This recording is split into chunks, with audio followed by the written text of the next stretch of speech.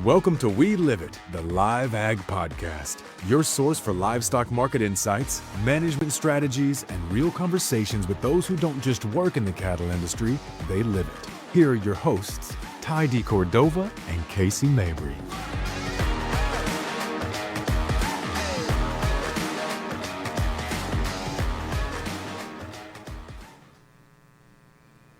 It's buffering. So that mean we're live? Welcome to We Live It, a LiveAg podcast. The girls back here really hate me right now. They're like, we're trying to get serious here, but when you get me and Casey on a live podcast, it can get kind of special. So we'd like to welcome you once again to the LiveAg podcast. We are live from Cooper's Barbecue in downtown historic Fort Worth. That was a telephone. And so welcome. We got the Hereford Bull beside us. We thank Barry and Company for letting us use their facility to have our sale today. We have a pretty good lineup of wean calves from Utah to Georgia today that kind of deliver March through April, right for that grass time.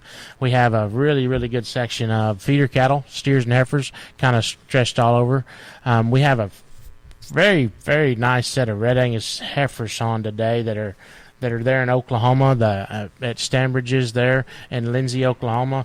And then GKB Property, or GKB, which is under Dotted K Properties today, they have a really nice set of red baldy heifers on today that, I mean, will knock your eyes out.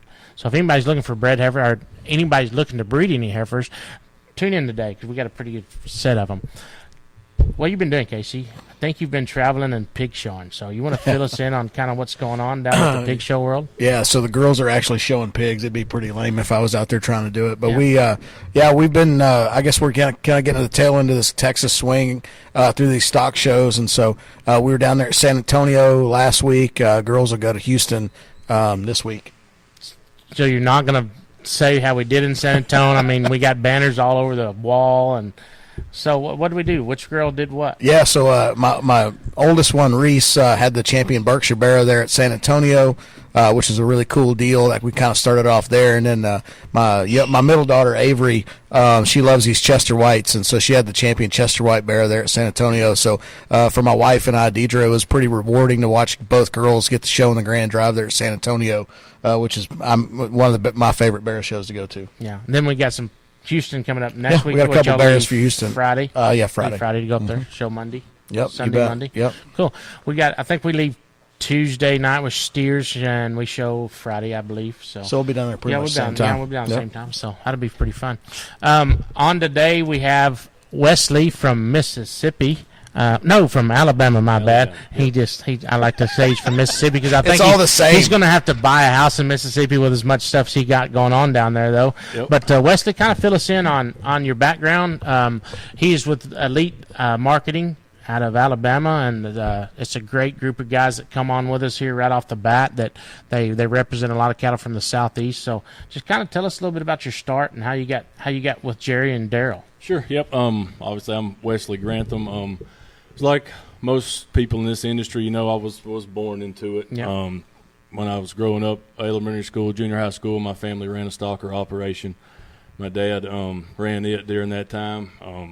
Just all the time when I was younger, working sales and hauling cattle and stuff like that. So my family actually purchased the facility, the sale barn there in Montgomery in 2007. I graduated high school in 2008. So once I graduated high school, there wasn't many options to do. We had a stocker operation and a sale barn to run, so I went right on into it. Jerry, when I first started working there, he actually put me in the pinning alley way back in the back, so it wasn't great from the start. So a little while after that, I started working in the ring, and that's when we were still doing the video stuff then, but Jerry actually owned the sale barn in Linden, and they were doing all of the in the southeast at that time. We didn't call them video sales, we called them board sales, because it was just a description on paper, and that was it. I guess I was 19 or 20 when he sent me on my first deal to go pick up some, and just a short story. It really didn't go so well. I got there on the first time, and I got to the guy's place, noticed the cattle looked bigger than what they were supposed to be. And I asked the farmer there, I said, where's your loading ramp? He said, I don't have one. I said, well, how are we going to get the cattle on this truck? He said, I'm going to dig a hole with my tractor in front of my squeeze chute, and we're going to back the truck off into it, and we're going to load it. Oh, my. Yeah, so how did that work? it did not. It did not. So we get the truck back down in there after. Well, first I thought the farmer was going to come around in a 200 horse John Deere with a big bucket, and he came around with a 35 horse with a little bitty bucket, and it took him about 3 hours to dig a hole. We got the cattle on the truck driver screaming and fighting. He's mad as he can be. I get the cattle loaded. The belly of the trailer's actually in the dirt on the ground, so we had to go find another farmer with a big tractor to pull the truck. I get the cattle back to the scales and get them weighed, and they're about 115 or 20 pounds bigger than what they're supposed to be. The buyer's screaming and hollering at me. The driver's mad. Everybody's mad, So I thought to myself then, I'm not sure how this short sale stuff. If I want to, that's an incredible story. Yeah, that's the very first one I ever went on. You got a story for life right there. Yep. Yeah. But that's how you grow in this industry, though. I mean, we talked a lot about that yesterday. Is nowadays young people think that they can just come out and get right to the top and don't have to work to get there. But absolutely, in this industry, that's how you get to where we are. Is you start in the back of the pinning alley and the sorting alley and learn from there and learn from the people that are above you and soak it all in. So that's a pretty cool story. Yep, absolutely. I mean, when I got out of high school, I went to work for an order buyer there at home that rented part of the stockyard, and at that time we shipped 5 or 6 loads a day. And if you really want to learn, how this industry operates and really how to sort and do those kind of things, you work for an order buyer and you can really learn a lot. Cut your teeth in them sorting alleys, sorting all them sale barn cattle pretty fast. Yes, have you shipped cattle from that same farmer again? No, sir. You let somebody else have that deal, That was the last time I went there.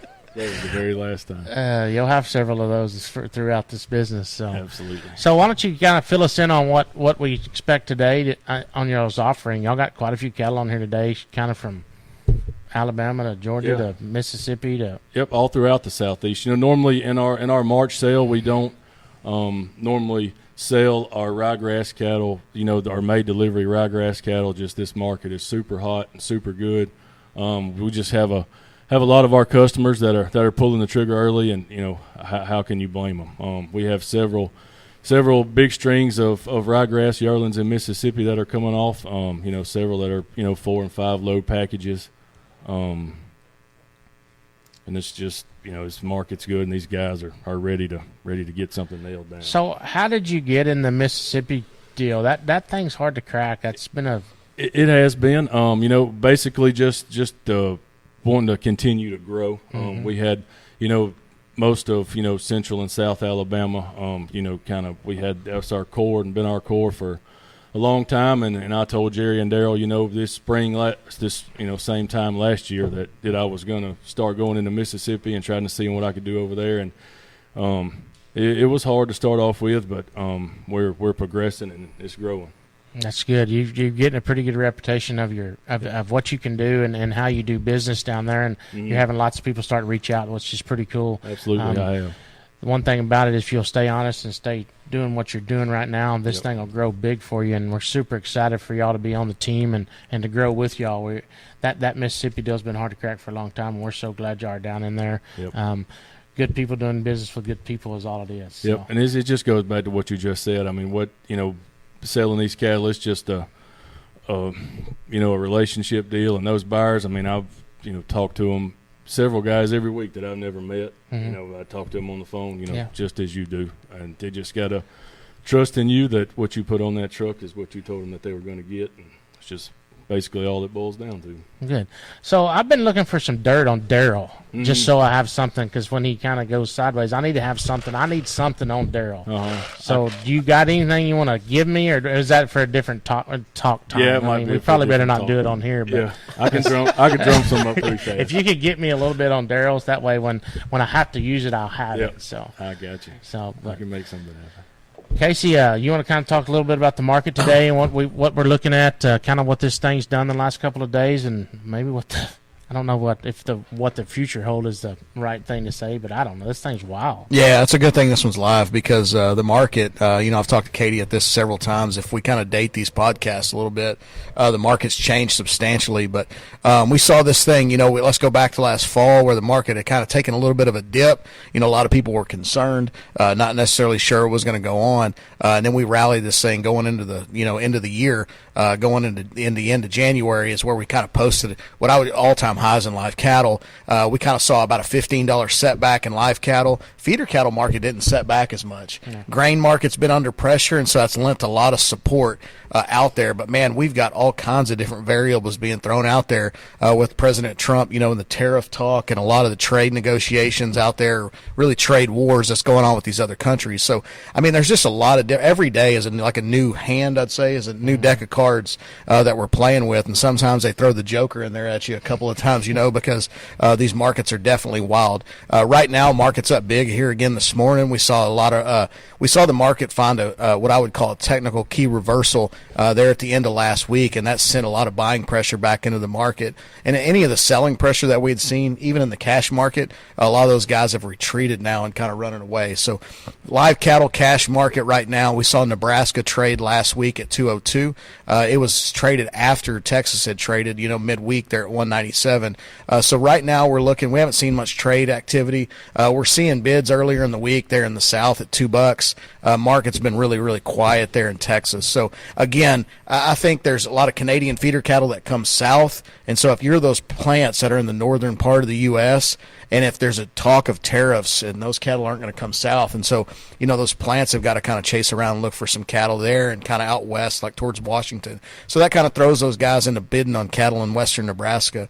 And if we don't have tariffs, then those guys are able to get the Canadians to come south. And so there's lots of different variables that are at play right now. My crystal ball is definitely more like a bowling ball and like that real solid black one that's kind of dirty off in the corner, to be honest with you, because there's really hard to kind of predict all the variables that we got going on right now.